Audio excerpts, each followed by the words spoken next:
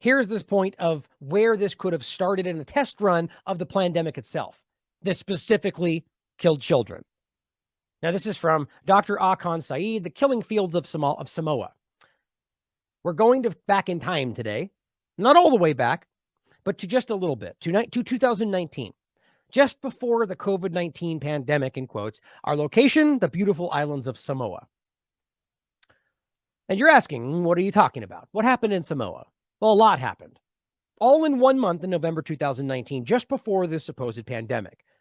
Similarities with the pandemic are eerie. Forced lockdowns, forced vaccination, everything we're seeing today. Despite the fact that, by the way, even at that time, those things were seen as archaic and not useful and never been seen to have a real effect in the context of what we're talking about. Like, that's all come out now, right? The idea of lockdowns and how they knew historically they never had a positive effect. Doesn't matter, though. It was really, in my opinion, and he seems to agree, a test about whether or not people would comply. Now, on top of that, it shows you that these things, in my opinion, seem to be designed to cause this problem. I don't know how else. Either it is a choice to just let people die because you don't want to expose this, which how that's possible across the entire board, I don't know. Or some people actually believe this is about fighting or helping people and just are too stupid to see that you're killing people. Or the very fact that literally does the exact opposite of what's supposed to do.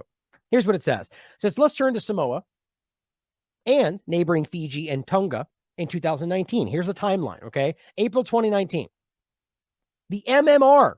Of course it's the MMR. The mumps, measles, and rubella injection.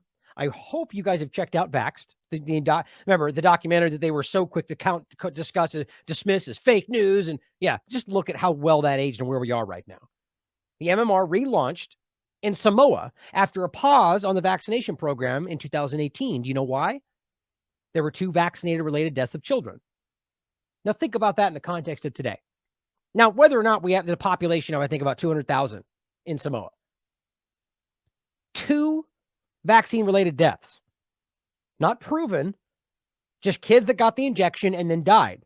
2. Pause the whole program. Today, we've got reports of 30,000, apparently. No big deal, though, because we can't prove it, so keep going and keep forcing it. Just until. So we're going to wait, make sure we can prove that they're all dying before, and in the meantime, keep forcing it in children that don't need it. There's just no way you make sense of that if you're actually paying attention. The vaccine program was poorly received by the Samoan population, and uptake was low. October 1st, 2019, UNICEF delivered 135,000 doses of measles vaccines to Fiji.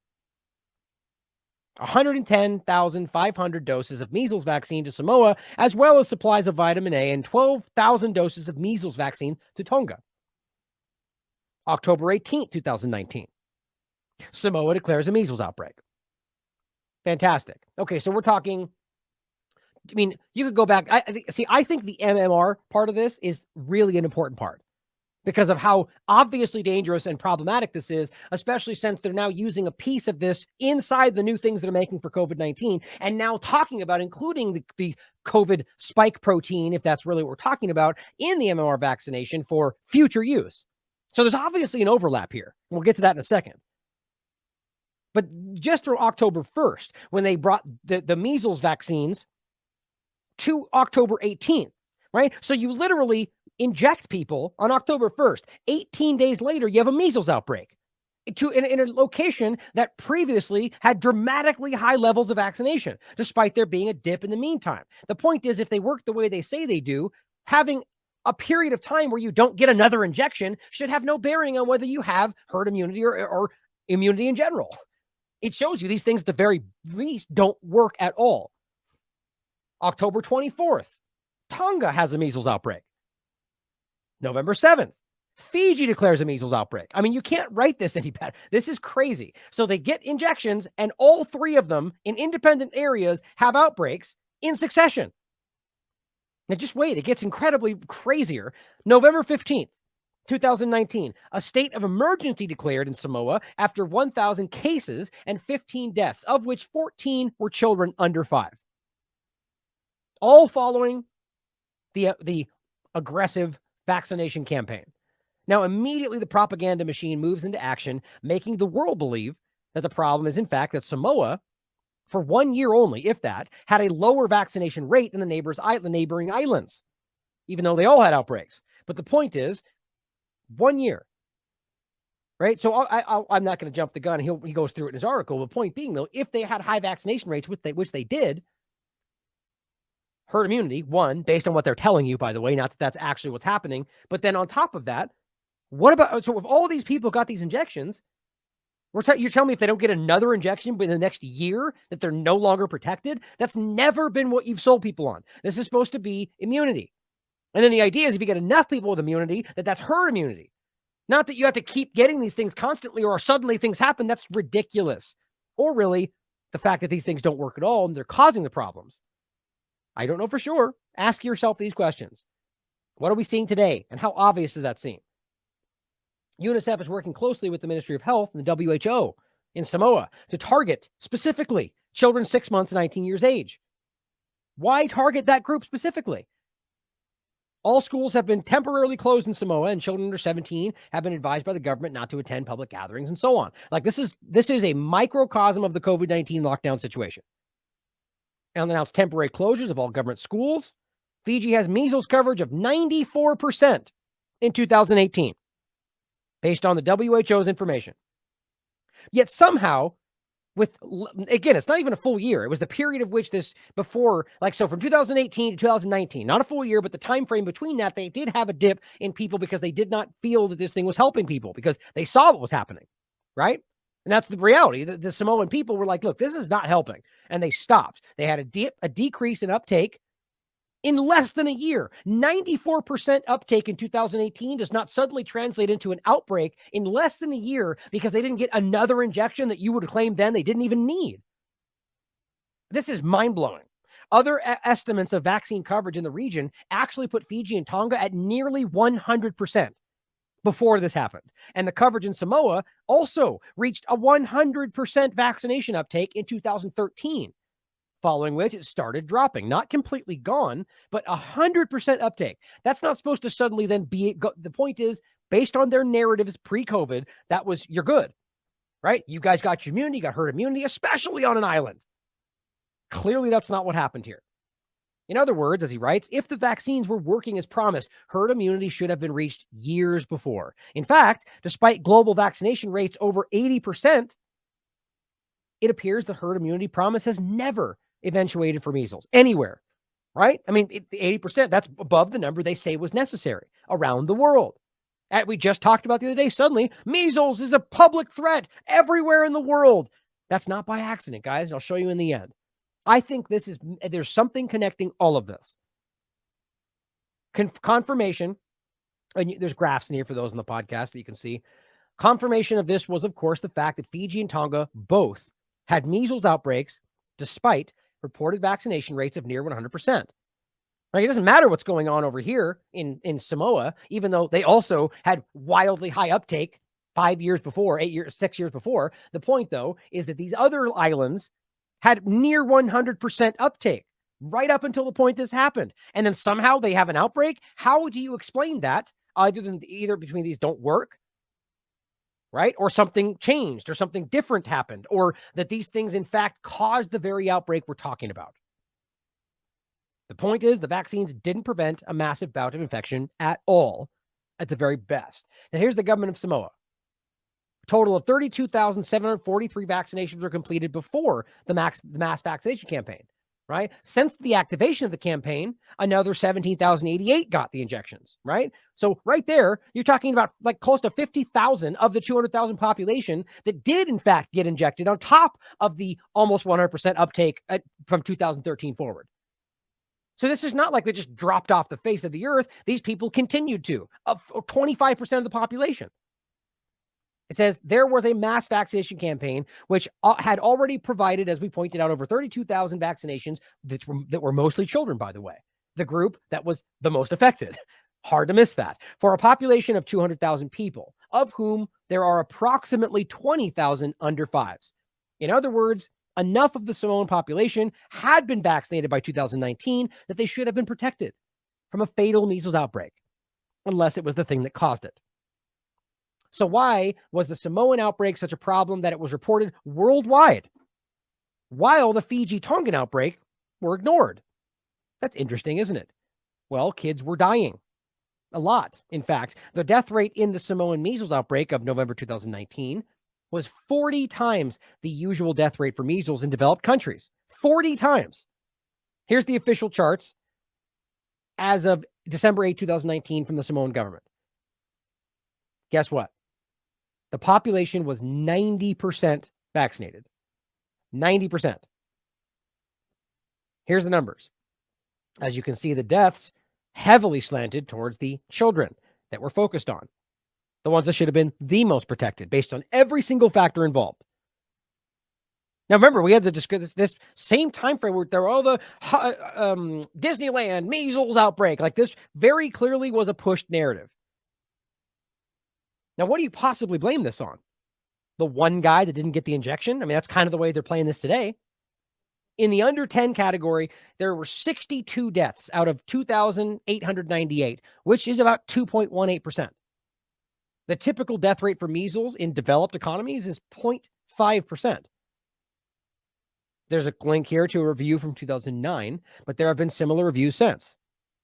The point is, the measles vaccination is supposed to prevent outbreaks, right? The thing now they're suddenly acting like was never the case, and now we're moving forward with only injections that reduce your symptoms that we can never prove and we can never quantify. So you just get to take their word for it. Perfect, isn't it? Pretty smart, actually, even though everybody seems to see through it.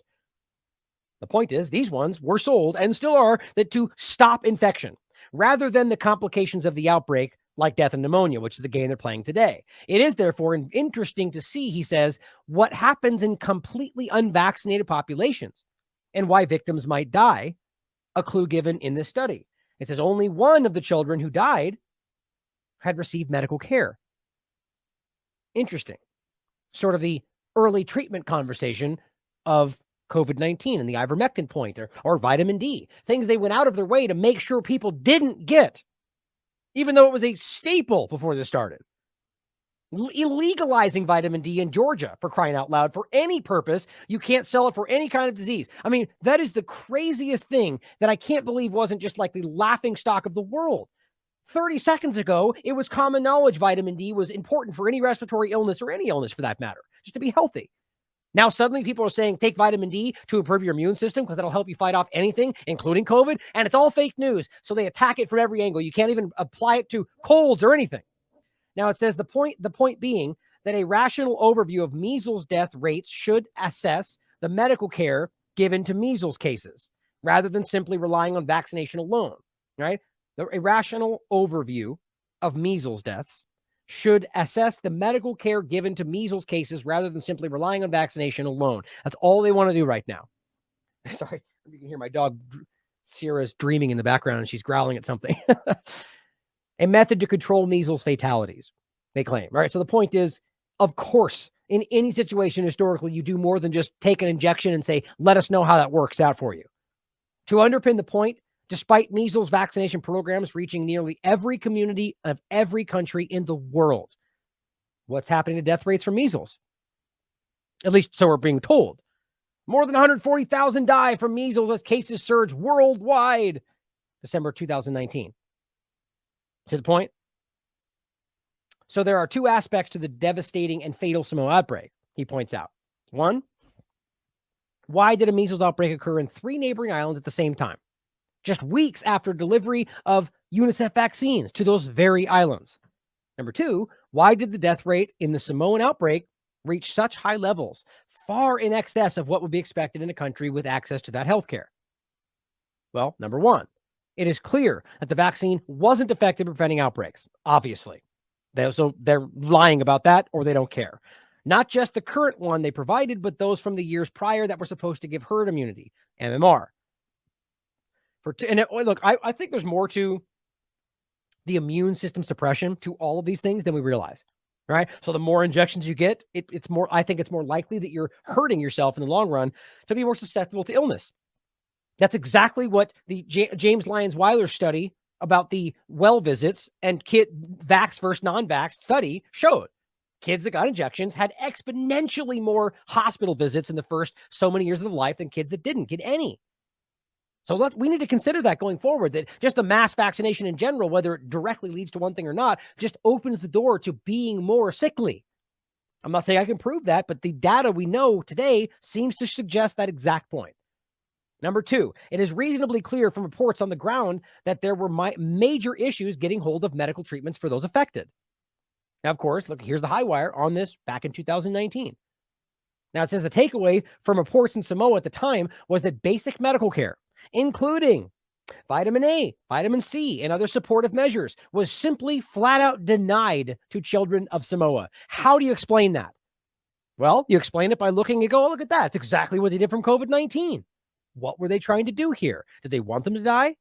Were they trying to find out what people would do? Was this a test to see if the injection worked by itself? I mean, there's no way you explain that with a normal set of information. That's not how that's supposed to go. That should be always something people do in the sense where we're dealing with illness in this case. It is almost as if it was necessary, he writes, that a lot of children died to promote the narrative that then required government intervention to sort out the problem. He's not saying that's what happened, but he's saying that's a valid thing to consider. And it is, because they've done this before. As he points out, governments do this.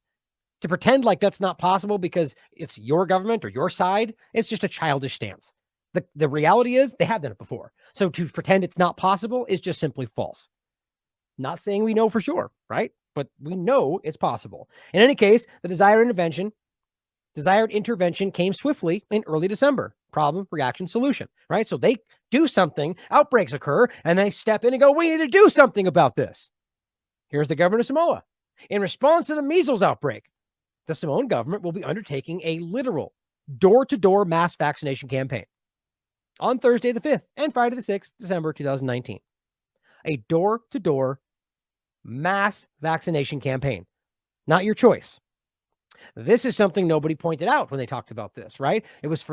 Think about how over the top this is. This, guys, is a test run. Now, these people respond, absolute overreach, power, and violation of freedoms and personal rights. You should be handing out the desperately needed vitamin A, vitamin C per WHO measles recommendations. Absolutely. It's posted in their own documentation prior to this happening. So why wouldn't they give it to them? And it says, what is it that this crazy anti-vax conspiracy theorist is claiming? Vitamin A, vitamin C treats measles? That's crazy, right? No, it's absolutely peer-reviewed and completely discussed, hit numerous times in the past. Suddenly, beginning of this, it's fake news. To sound familiar? Ivermectin, mask, anything else, same exact series of events. Vitamin A for treating measles in children. It's not to say that's a one-stop solution, but it's absolutely, beyond a shadow of a doubt, efficacious. Just to clarify, it's better that children don't get measles at all. But if they do, the correct supportive measures, as you would get in developed countries, which still get measles despite 95+% vaccination rates, reduce the risk of death. Period. That's also according to the WHO, as it shows right here. All children diagnosed with measles should receive 2 doses of vitamin A supplements. So ask yourself how it's possible that even though it's stated by the WHO and everybody else involved that that's absolutely necessary, that when this began, they went out of their way to say you can't get those things. I don't know the answer to that, but there's only a few possible answers, right? Only a few things that could mean. Of course, vitamin A supplementation became an anti-vax conspiracy theory. It literally did in December, despite the fact that UNICEF delivered vitamin A supplements in November, right? Don't miss that. But UNICEF delivered vitamin A for measles along with the injections they brought. Then suddenly, after this all started, it became a conspiracy theory that vitamin A could be used. Like, if you can't see how willfully dishonest these people are being by now, you're not paying attention. As it says here, oh, that's not the right one. Oh, it's down here. It says, in typical fashion, the very same Twitter voices whose sole purpose was to remove accounts like ours, providing this kind of additional and potentially life-saving information in the COVID era, were at the Samoa disaster too. Here's Rod Cook. Oh, you anti-vaxxer Karens on social media sharing info about Samoa, measles, and vitamin A. Have any of you even been to Samoa?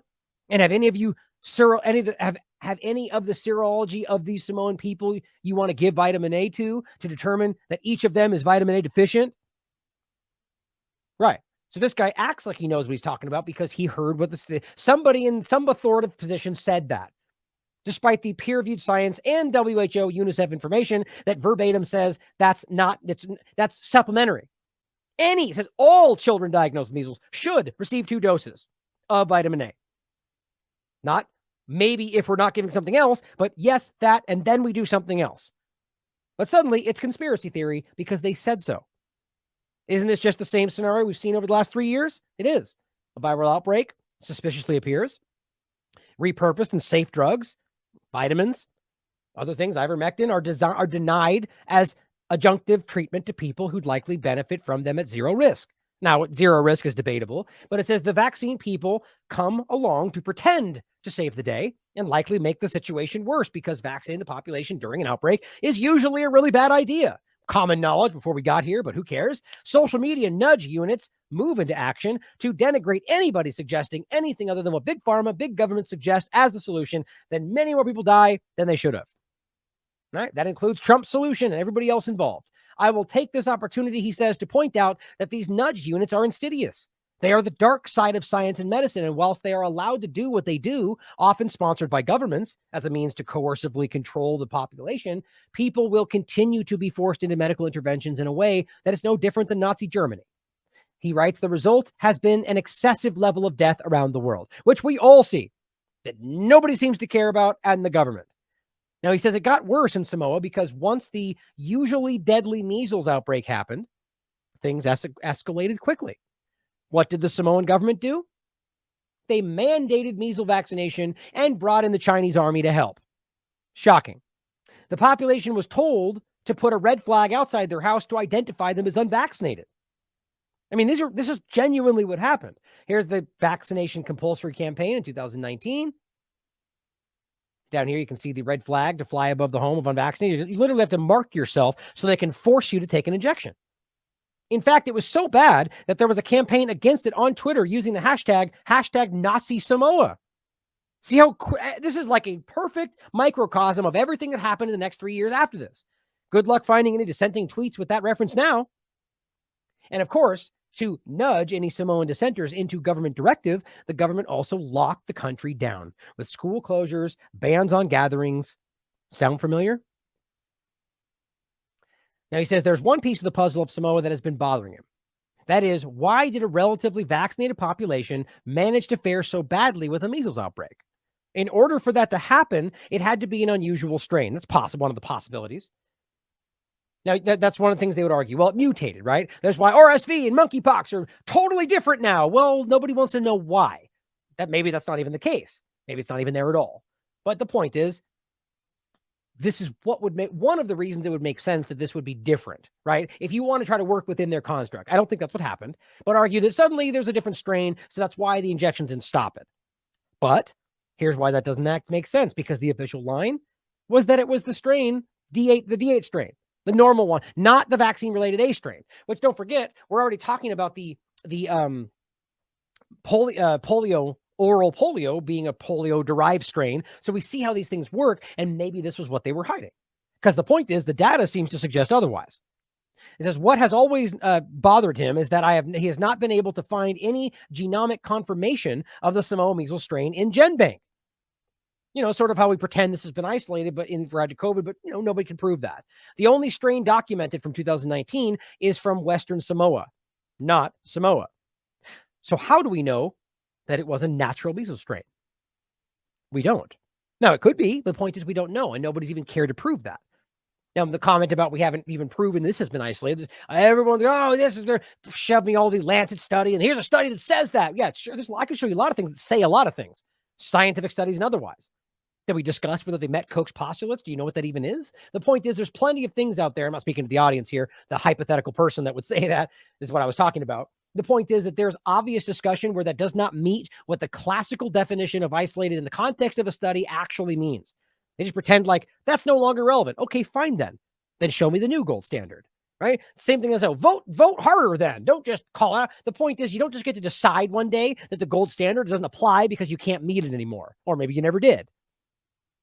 Plenty of them point out that isolation or purifying is very simple. You can't have other things alongside it. And all of the ones you point at do. At the very least, they weren't even able to replicate what they said they found. All of these things are the four believed tenets of the Koch's postulates. You're supposed to meet all of them. They're not being met. The bottom line is, though, that all of this is like that, right? Here we are again with the situation where they haven't even produced the strain at all. or in this conversation. And we're so distracted by what's dealing with now, nobody, I guess, poked into this other than Doctor here. He says, now comes the insidious bit, the bit that links the fact that there is emerging evidence that SARS-CoV-2 appeared before December 2019. Interesting, right? And the reality is that there's an endless amount of evidence that suggests that, from Canada, from Taiwan, from Spain, from Japan, from Italy. I mean, literally everywhere around the world, they're finding evidence that nobody wants to talk about, seemingly, that this thing was there before they saw it in China. That doesn't have to mean that it still didn't start in China. The point is, we don't know that. It was this first thing that Trump and everybody else in Pompeo grabbed the microphone and said, China, Wuhan flu, before there was any real evidence, and it's still being fleshed out. Now, it certainly could have. If it did start where they said it did in Wuhan, then there's no way to pretend that's only one side or the other, because they all were involved. Yet that's still what we talk about. It's so stupid how the two-party paradigm affects all of this. But the reality is that there's enough evidence showing you that at the very least it was somewhere else. Yet that doesn't get pushed into the conversation. What more do you need to see? It's all artificial. He says, imagine that the world's worst psychopaths, that is, gain-of-function virologists, were to create a hold on a second. I realized I've been pronouncing this incorrectly. I think I was saying chimeria. It's funny how you read, and you read these things in your head over the years. Like a lot of I've read books that, there's characters like whatever. And the point is that you end up pronouncing it that way, and you realize it's not actually correct. Here, it's right here. Hold on. Chimera. I was saying So pro's pretty close. I was saying chimera. I think chimera. Basically meaning that it's in the context of like a fantasy novel. Let's say it's something that can change into numerous different forms, right? Or an animal that can change in different forms. Same kind of thing. Creating a chimera of one of the most infectious viruses known to man. Measles, they say, and SARS-CoV-2. That's real. And we were just talking about this while they did it. And he's been banging on about it for a year. It's this little gem. This you won't probably be surprised by. Mutant measles morbillivirus strain, MEVVAC2 SARS-2, right? Complete genome. Now look at this little information, right? This little part down here. Dang it. Look whose name is in there. Ralph Barrick, right? North Carolina University, Ralph Barrick, right? The whole conversation about all of this with the North Carolina University and Wuhan lab and Peter Daszak and the whole overlap, this whole conversation, right? This person involved with this. I mean, it's very hard not to see the connection there, right? That this was something that was being used then and was yet again used in something they were experimenting there. Now, whether that is what this is today or not is up for you to decide. But it's impossible to miss the overlap and ask yourself how in the world this makes sense. Where was it again? Oh, I thought he had, let's see. There it is. Now it says, that's right, a measles SARS-CoV-2 chimera. The measles component is supposedly taken from this paper, a highly immunogenic, effective measles virus Th1-based COVID-19 vaccine, December 20. Right. So in December 20, they're already taking a piece of this and using it in measles. But the point is, how is this being used in 2019? Right. I mean, so if we're taking a piece of SARS-CoV-2 and it's involved in a paper that was used and discussed for a chimera, like the point is, this seems to suggest that there was obvious discussion of this beforehand. He says, and he uses a construct from Roberto Cattaneo, published in 2015. So why would they use this one? And it says, now that strain is supposed to be an inactive strain, A, measles. The only problem is that when they run a blast on this strain, or in the chimera, we get a pretty good match to the D8 strain. This is a reference back to the beginning point, right? Where they wanted you to believe it wasn't the one, it was a normal, but it turns out that it's a pretty close match to the one they don't want you to think it is, which seems to suggest that it was something that was caused by the injection. In other words, it is quite possible that this, quote, vaccine strain was the novel strain of measles affecting Samoa. Of course, he's happy to be proven wrong if anyone has the genomic sequence of the Samoa strain to prove it. They don't. Now, it's pretty ominous or pretty conspicuous that if the one thing we would want to prove to find out whether this was used before it was supposed to exist, it just isn't there anymore. Right? He says, so Here we have a very unusual set of circumstances. Here's a recap because there's a lot of information there.